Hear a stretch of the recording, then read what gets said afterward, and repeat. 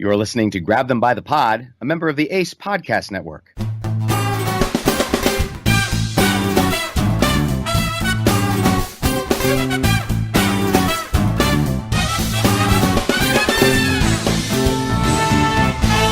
And welcome to Grab Them by the Pod. I am Kevin along with Jesse, and what a strange few days it has been. We've got the summit to talk about, and Jesse, what else do you have for us tonight? Well, there's no breaking news, but I think there may be possibly some imminent breaking news. Reports came out today that our old friend Michael Cohen may be cooperating with the Mueller campaign going forward. He may be arrested at any minute now. So the way things usually go with our podcast, I'm sure it'll break as soon as we post this episode. While it hasn't happened yet, I bet we're going to have a lot to say about it next week on the next episode. But as you mentioned, we had the G7 meeting, and before the G7 meeting even happened, by the way, this is a meeting that was in Quebec. Canada, France, Germany, Italy, Japan, the United Kingdom joined the United States there. Before that meeting even happened, Trump publicly said that Russia should be reinstated to the G7, which would then be back to the G8. You know, perhaps we should probably call it the G6 plus one, because I'm not so sure the other countries would really consider the United States still a functioning member of the team. Yeah, I'm not so sure either. I mean, this is just another example of Trump supporting Russia, which is weird. It's annoyed our allies. And you don't want to annoy them prior to the meeting before it even begins. Trump swears, he said it repeatedly, he said it recently, that he's Russia's worst nightmare, which, I mean, I don't see it. He hasn't been their worst nightmare, but he wants to be part of the economic talks. He goes, why are we having a meeting without Russia being in the meeting? Well, here's why. I'm glad he asked. Russia was kicked out of the G8 at that time in 2014. This is when Russia decided to annex Crimea from the Ukraine. In the past, Trump has said, the people of Crimea, from what I've heard, they'd rather be with Russia than where they were.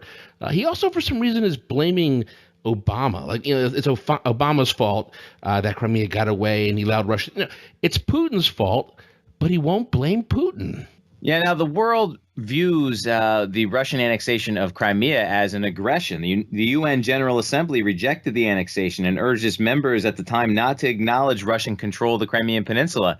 Now, this dates back to the 1991 Helsinki Agreement, where Russia had signed off on autonomy in Crimea as a part of the Ukraine. So, they've gone back on their word. Why should we trust them? Why should we invite them back into the group of eight, if it would be? I mean, quoting the Big Lebowski, who was quoting George Herbert Walker Bush, this aggression will not stand, man. Trump could have mentioned any number of countries to bring into this conference. Could have mentioned Brazil or India, these large countries, some of which have nuclear weapons, have giant economies. But no, it always comes back to Russia with this administration. But no collusion.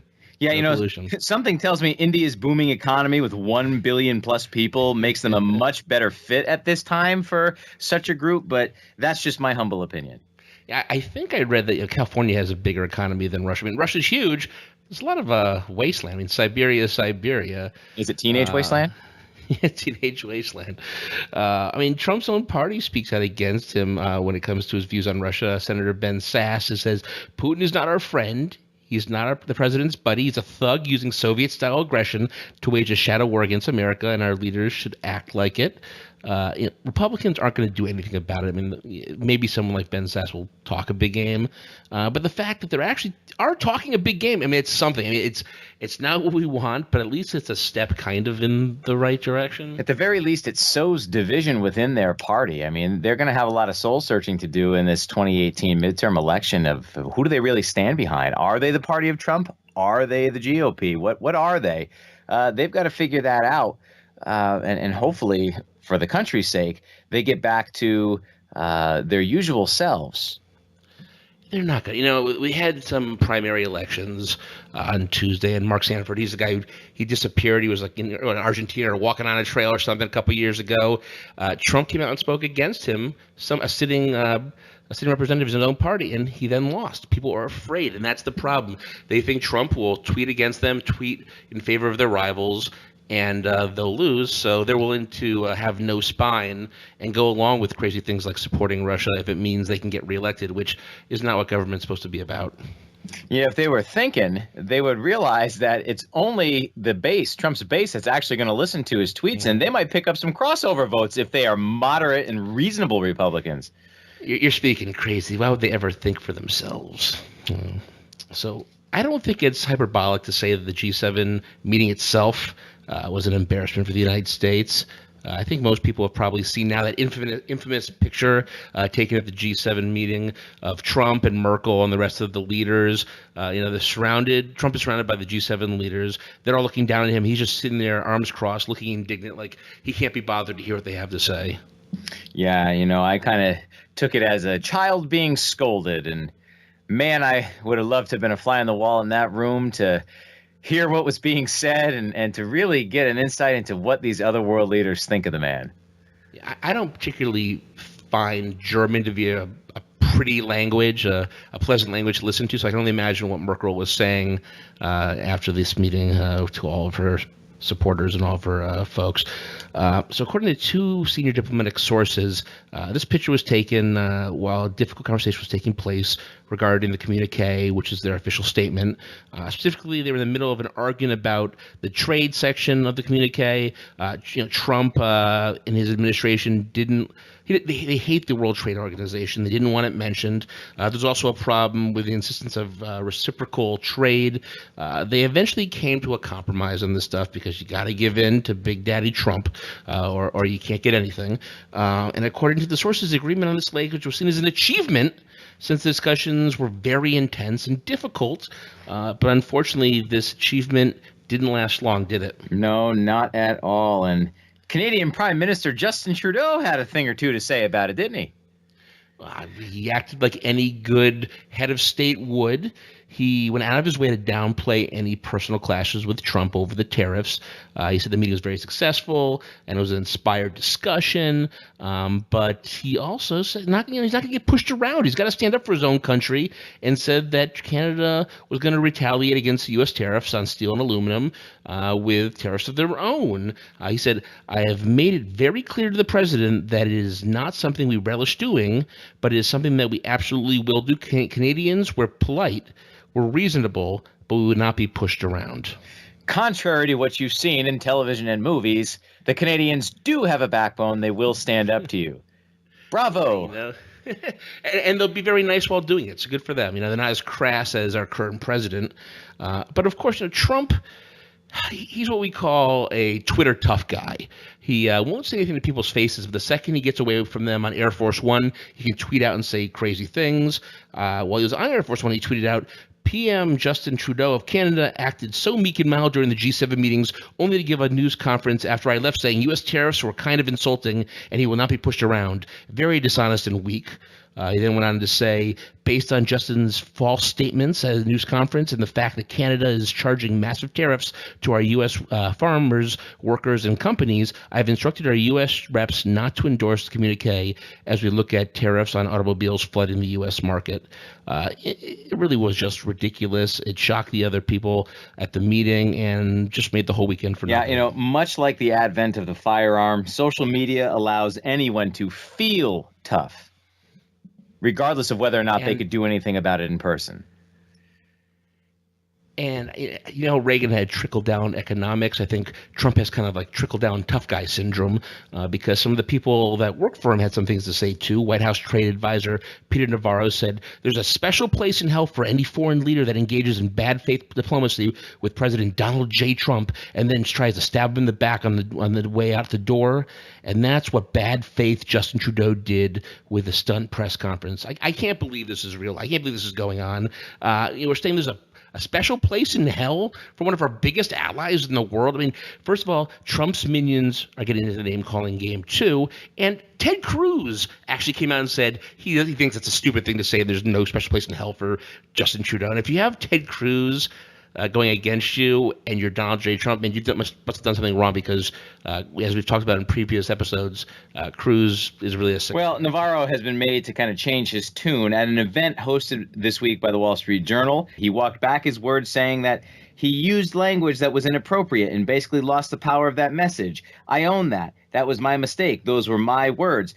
In my experience, it is the loser who tends to blame others. That's the story of the Trump administration. It's never their fault. You also had Chief Economic Advisor Larry Kudlow say that Trudeau's statement was a betrayal and that he stabbed them in the back. By the way, Kudlow was hospitalized for a heart attack, although I think he's been released. We don't agree with him politically, but, wish him a speedy recovery. You never want to. Yeah, he is another Connecticut guy in the Trump White House. After all, he owns a home in Reading, but much like all the other Trump appointees from Connecticut, he's from the Gold Coast, the other Connecticut. Yeah, it's really just northeast New York, kind of, or New York City, I guess you'd say. Kevin, I actually want to run something by you. We didn't discuss this beforehand, but I want your thoughts on this. I'm going to read you something. Tell me what I'm reading, okay? Sure. In a desperate bid to revive his abysmal peacetime approval ratings, the President of the United States agrees to a scheme proposed by his corrupt cabinet member and launches a top-secret propaganda campaign to vilify Canada. As U.S. citizens get caught up in a xenophobic hysteria, a group of residents wielding machine guns organize a vigilante invasion that could trigger a real war with America's gentle neighbor to the north. What do you think that is? What is it was a John Candy movie. Yes, that's the plot line to Canadian Bacon. I believe it was the movie he was. I believe that was John Candy's final movie. The movie he was filming when he died. And that movie has become a reality. Art imitating life, folks. Really. One of the good things that come with this meeting was, did you see the Trump-Macron handshake? It was all I did. The one that left the president's hand with a little indentation. Yeah, we all know that Trump has these ridiculous handshakes. I mean, it's like a power move where he pulls them into himself and he tight grip. Anybody who has a artificial tight handshake, they're overcompensating. I mean, we already know he has some issues with possibly small hands, but a real man just has a real handshake. Not too. It's like Goldilocks and the Three Bears: not too strong and not too weak. Well, Macron dominated those tiny little hands. He showed him who was boss, and I like it. Yeah. He winked at the camera during the handshake too. I like it because he's young. He knows what's going on. He's hip. He can tell the kids what's lit or something. I don't even know. Even if his wife is pushing 70, doesn't matter. Hey, you know what? It's a Stella got her groove back type situation. So that was all taken care of, but then we had to move on to North Korea. Trump finally made his historic trip to Singapore, where he met with North Korea's Kim Jong-un. But before leaving for the meeting, he was asked how long it would take for him to figure out whether Kim was serious about giving up nuclear weapons. And he made a really odd statement, I would say. He said, "I think within the first minute, just my touch, my feel, that's what I do." Yeah, like W. He can look into the soul of a man and figure him out. It's amazing he hired people like Flynn, like Paul Manafort, all these people who are in trouble now with the law. He must not have had a touch with them or couldn't look at them because they're all in trouble and, would never be Donald Trump's fault. Yeah, he never actually met them, right? He didn't really know them. Yeah, they're coffee boys. They just, were there for a very short time. So Trump also had predicted before the actual meeting that he and Kim would have a terrific relationship. And when they were sitting next to each other, Trump said, "We're going to have a great discussion and I think tremendous success. We're going to be tremendously successful." He always has to say tremendous. And it is my honor, and we will have a terrific relationship. That I will believe. Now, I mean, they're two of the same. They're two peas in a pod. Yeah, it's one dictator and one wannabe dictator, at least a president with authoritative tendencies. After this, they both had a one-on-one meeting. The only people in the room were the translators. Would that scare you as much as it scares no, me? Completely harmless. I mean, they probably just talked about the weather or movies. Kim's father liked movies. Trump has been in some movies, Yeah. And how much you want to bet that translator just disappears and they never see him again? He heard too much. Time to get rid of him. After the meeting, Trump said that Kim was a very worthy, smart negotiator and vowed to meet with him many times. He said Kim was a very talented man who loves his country very much. And this is where I have some problems with. I mean, I have problems with a lot of things, but he's talented. They asked him why he has no butthole. Well, anybody... Yes, as anybody has seen the Seth Rogen movie, he has no butthole. A man has no need to poop. Trump said that anybody who takes over a situation like he did at 26 years of age and is able to run it and run it tough. He's able to run it tough. Let me just go through a few things here, Kevin, that the United Nations released in 2014. It's a report that examines some of the North Korean issues underneath Kim Jong-un. I thought he was a real nice guy, right? Yeah, he's wonderful. If you have different political views than him, he'll throw you to prison camps without a trial. Their families don't know what the hell's going on. They're just disappeared. I think they were up to 120,000 inmates in the Cousins political prisons in 2014. I bet Trump tried to work out a deal to put some CNN journalists in those prisons while they're so. Oh, yeah. Jim Acosta yelled out while they were talking, so throw him in there too, please. I'm sure he would love that. Prisoners are starved.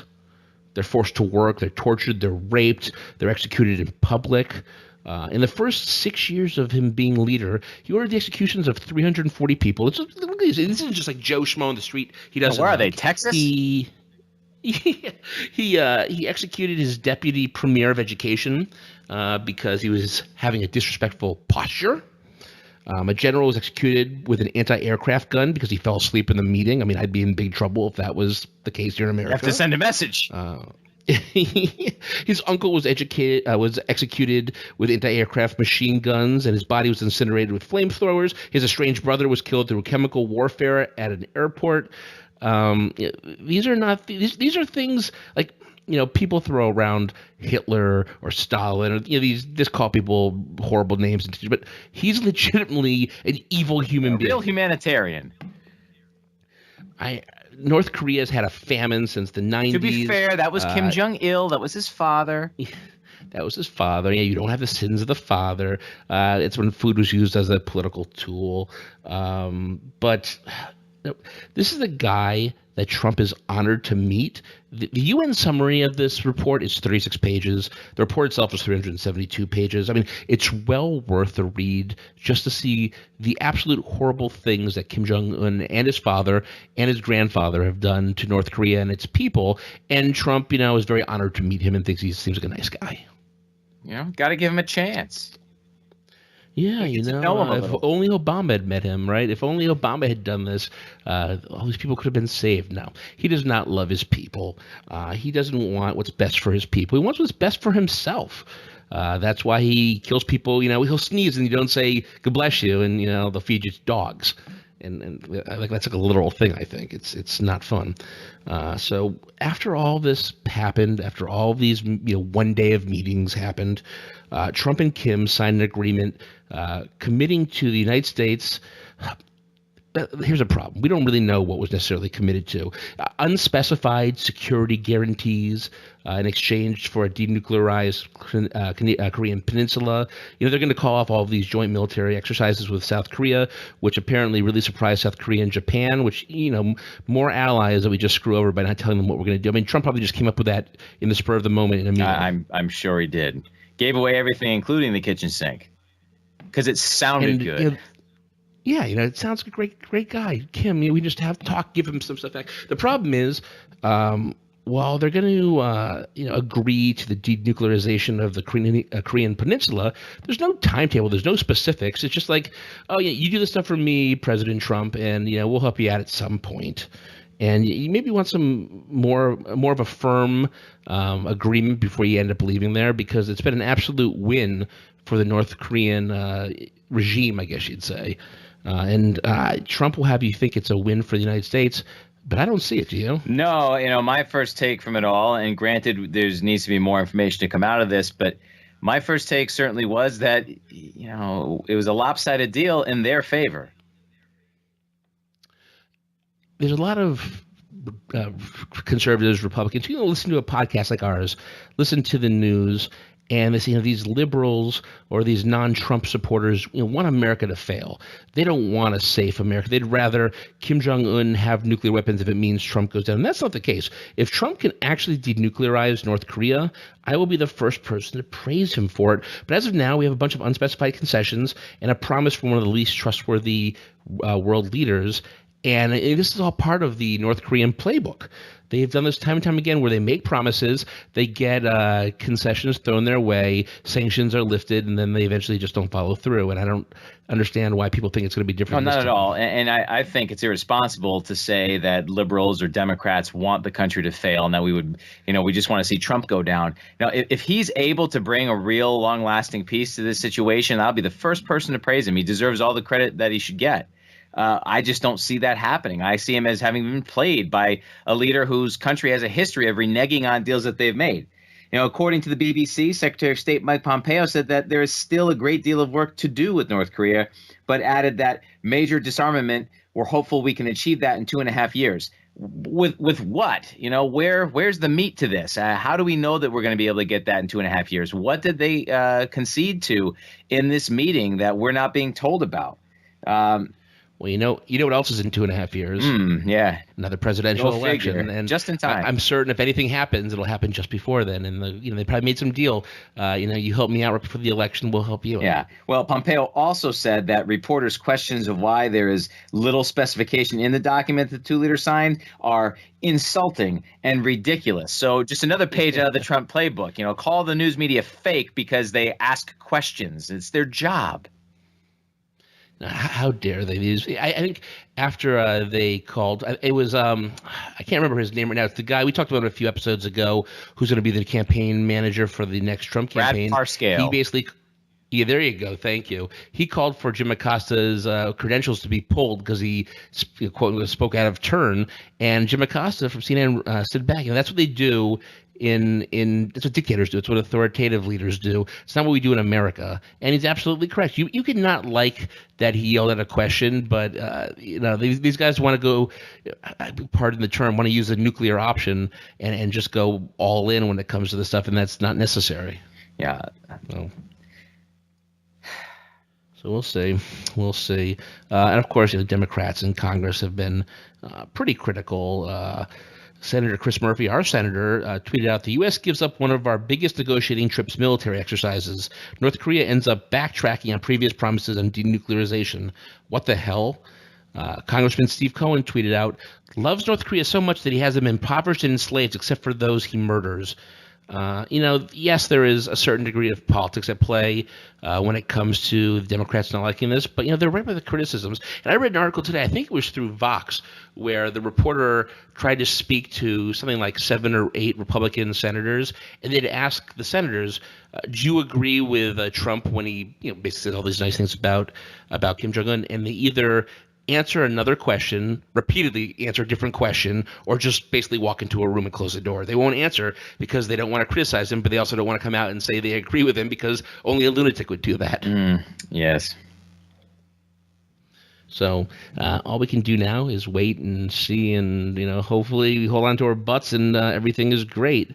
But as I made a joke this weekend, my parents are on the West Coast right now, so I hope he doesn't piss off Kim Jong-un too much because God knows what could happen. Yeah, we can only hope this does work out. I mean, it's better than the nuclear war alternative that we were headed towards just a few months ago. But here's the problem, and Trump's main mantra since being elected is make America great again, America first.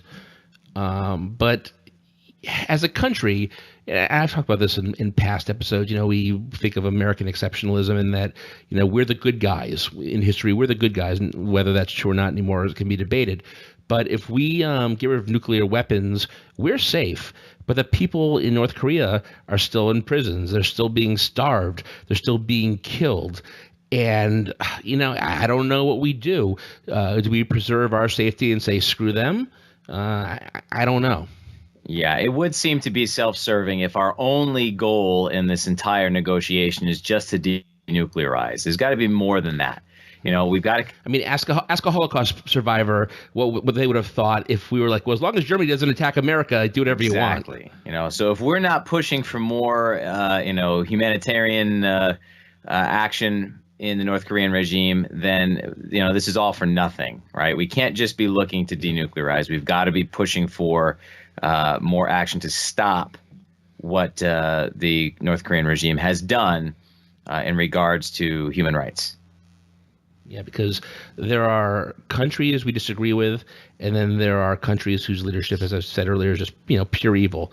And you just it's hard to say that the world is black and white, that there's good and bad, but I like to see anybody say why Kim Jong-un is not bad. He's bad down to his bad haircut. Put it that way. All right. So the last thing I want to talk about in today's show is a recent Supreme Court decision. On Monday, the Supreme Court upheld the controversial voter purge policy in Ohio. The decision was across party lines, 5-4. Under Ohio's use it or lose it policy, voters who have not voted in 2 years are flagged and sent a confirmation notice. And if they fail to respond to that notice or don't vote within 2 years after that, they're removed from the voter rolls. What do you think? I mean, there's a lot that can be said in regards to this as far as disenfranchising voters. And, I know we've got more to talk about on this, but to me, I can't stand for that. Or to quote your beloved Hall & Oates, I can't go for that. No can do. Which I recently saw in concert last week, by the way, as you know, Kevin. The reason they're doing this, Ohio is claiming, they're not the only state that does this. Ohio is claiming that this process is used to identify voters who are no longer eligible to vote due to the change in residence. 3 years ago, I moved away from Virginia, and they emailed me stuff, and I don't know if they'll take me off the voter roll. I'm not sure how their process works, but I'm sure it'll be fine. Critics of the policy say that the federal law bars states from removing people from voter rolls. I mean, the Voter Registration Act. These things are put in place for a reason, but the conservative members of the Supreme Court disagreed. Justice Alito's decision, he was the one that released it, and he said that this warns recipients that unless they take the simple and easy step of mailing back pre-addressed postage prepaid card, or take the equally easy step of updating their information online, their names may be removed from the voting rolls if they do not vote during the next 4 years. It was Congress's judgment that a reasonable person with an interest in voting is not likely to ignore a notice of this sort. Kevin, I'm a reasonable person, and while I vote, I'm really bad at paying bills when when it's not made super easy for me. It doesn't mean I'm a bad person. So I can just see people, you have 3 kids, you're crazy, you got a lot of junk mail get accidentally is thrown away, and then 4 years later, however long afterwards, they go to vote and they can't do it because oops, they've been taken off the voter rolls. Yeah, I have a problem with Alito's decision because I believe it makes a lot of assumptions. I see this as another attempt to disenfranchise voters on the lower rungs of the socioeconomic ladder. There's a lot of factors in here that, who are we to assume that it's a simple and easy step of mailing back a postage paid stamped envelope? There's a lot of, assumptions, as I said, being made here. Not everyone in our society who has the constitutional right to vote has a permanent address, has access to a computer. All these things that seem so simple to the majority of us, we are disenfranchising those on the lower rungs of our ladder, as I said, from participating in their right to democracy. Mail gets lost all the time. It would be very, I guess, fortuitous, but in a bad way, if you were to mail this back and it's lost. But things happen. There was a couple of dissenting opinions. Justice Sotomayor said that this is ultimately sanctioning the very purging that Congress expressly sought to protect against with the National Voter Registration Act. Justice Breyer said that it's an irrelevant factor in terms of what it shows about whether a registrant changed his or her residence. We should be making it easier for people to vote. We see things in other states, like with North Carolina, where there's a lot of shenanigans going on and suddenly people can't get out there and vote. We should be going out of our way to make sure that anybody who wants to vote can, and not come up with these silly excuses to why they have to be taken off the voter rolls. It's just ridiculous, and it's politically motivated, in my opinion. Yeah, it certainly is. And I even have to give credit to states that we don't normally give credit to in these situations, like Texas. I lived in Texas for 3 years. Texas was one of the early states to adopt early voting. It doesn't just have to be done on the election day itself. Get more people out there. Give them more options and time to actually get out and vote. Make them feel as though they have the opportunity to participate in their democracy by voting. And Connecticut hasn't even gotten on board with the early voting yet. These, like you said, are things we should be doing to enfranchise more people. And if you listen to what the Supreme Court said, the folks who voted in favor of this, and the people who are pushing it in Ohio. It's simply done to clean up the voter rolls, make things easier, clean up all the messes. But then Trump tweeted out, just one big Supreme Court decision on voting. Great news. Why is he so excited? Why does this equal the need for a presidential tweet? And why are Republicans so determined to discourage people from voting? These are the questions we have to ask, and people may shut it down, but it has to be asked because it's simply because, Jesse, as I firmly believe, this country is truly progressive in nature. I mean, people want to move forward. And they need to stop, the Republicans feel the need to stop people from voting so that they can maintain their grip on power. According to a Pew Research study done between 1992 and 2016, 48% of all voters in America identify as or lean Democratic, as opposed to only 44% Republican. There is your answer. Yeah. And I feel the need to say this, Kevin. I've said it in many episodes, but every podcast is somebody's first podcast. And if this is the first podcast of ours you're listening to, I was a registered Republican for 17 years up until a year and a half ago or so. So we're not just sitting here bashing Republicans because we're New England liberals who can't stand them. No. I've been on both sides of the party line, and I go with what I think is right. And when I see facts change, my opinion changes. And this is one of those cases where it's ridiculous, and we're against it because it's immoral, not because we're registered Democrats. If you truly believe in democracy, then you go with the will of the people, whatever that may be. You don't try to rig the system just in your favor. You err on the side of allowing people to vote rather than the opposite.